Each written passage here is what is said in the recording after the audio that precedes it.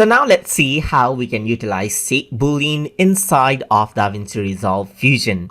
So over here you can see that I am on the Fusion page of Davinci Resolve, and if I were to go around over here onto tools and then onto the shape right here, then what I can do is I can go around and bring in, let's say, a star right here, and I'm going to go around and bring in a rectangle over here as well. So I got media out right here and shape render.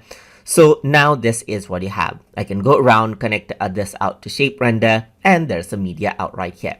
But what I want to do is I want to go around and then I want to merge out, let's say, the star and rectangle to be a single shape, or I want to subtract one shape from the other.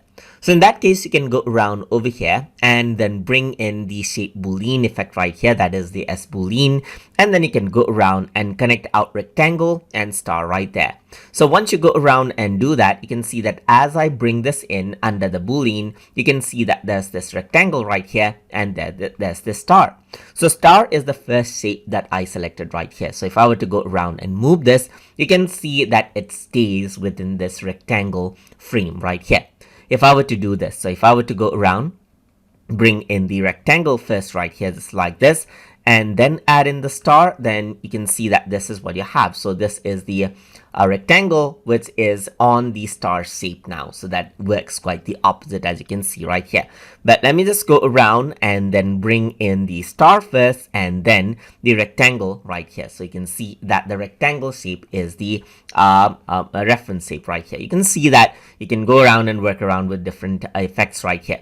You can go around onto Boolean and then you can unite both of them together, as you can see right here, or you can subtract it out as well. So you have the star right here, and you can see that now it acts as though the square shape right here is being subtracted. So you can go around over here and you can go around onto star, you can move this around over here, and this is what you have.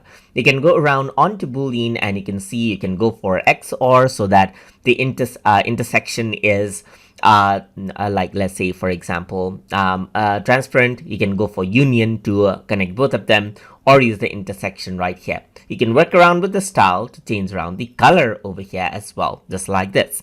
And this is how you can go around and then Boolean it out right here. So you can go around and let's say I'm going to add in a star, go around over here. So you can see that this is the Boolean, and then it does not let me connect out another shape right here.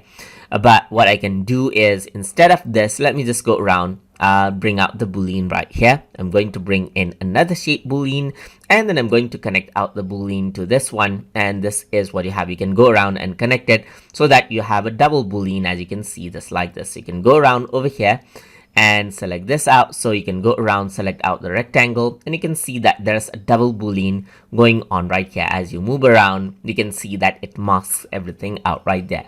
So that is how you can work around with the Fusion Shape Boolean option inside of Davinci Resolve. So I hope you guys learned something as always. And as always, please like, comment, share, and subscribe.